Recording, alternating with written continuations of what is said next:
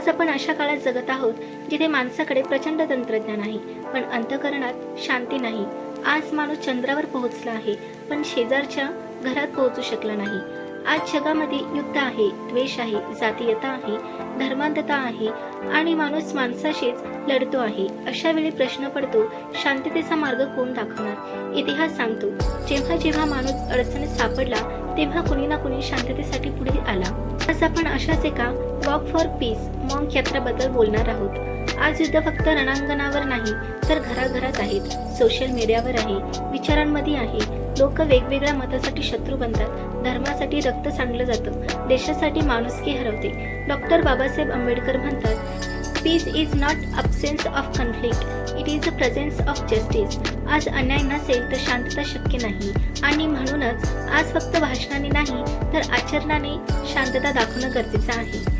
बुद्धांनी भिक्खूंना सांगितले होते, चरत भिक्कवे बहुजन हिताय बहुजन सुखाय. म्हणजे भिक्खूंनो, लोकांच्या हितासाठी चालत राहा. भिक्खू कधीच एका ठिकाणी अडकून राहत नाही, ते चालत असतात गावोगावी, देशोदेशी, माणसांत. भारतातूनच अशोकाच्या काळात भिक्खू श्रीलंका, चीन, जपानमध्ये चालत गेले, कारण बुद्धांचा धम्म हा ग्रंथात बंद नाही, तो पावलात चालतो.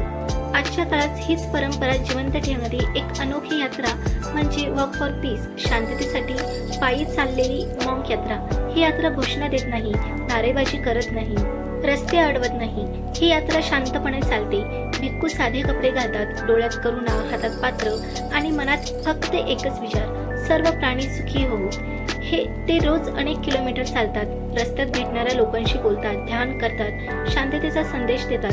ते सांगतात, शांतता बाहेर शोधू नका, ती आधी तुमच्यात निर्माण करा.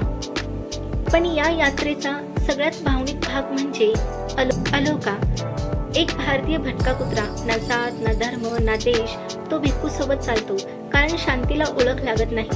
अलोका आपल्याला शिकवतो, माणूस असो वा प्राणी, करुणा मिळाली की सगळे सोबत चालतात. आज अलोका या यात्रेचं जिवंत प्रतीक बनला आहे.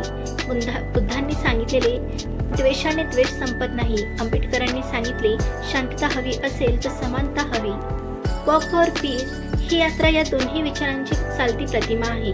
ही यात्रा सांगते, हिंसा नव्हे अहिंसा, द्वेष नव्हे करुणा, वर्चस्व नव्हे समानता.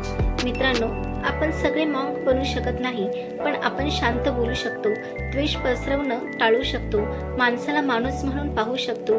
जर काही भिक्खू हजारो किलोमीटर चालून जगाला शांततेचा संदेश देऊ शकतात, तर आपण आपल्या आयुष्यात एक पाऊल तरी शांततेकडे टाकू शकतो. वॉक फॉर पीस ही फक्त यात्रा नाही, ती मानवतेची चाचणी आहे. नमो बुद्धाय. जय भीम, जय संविधान.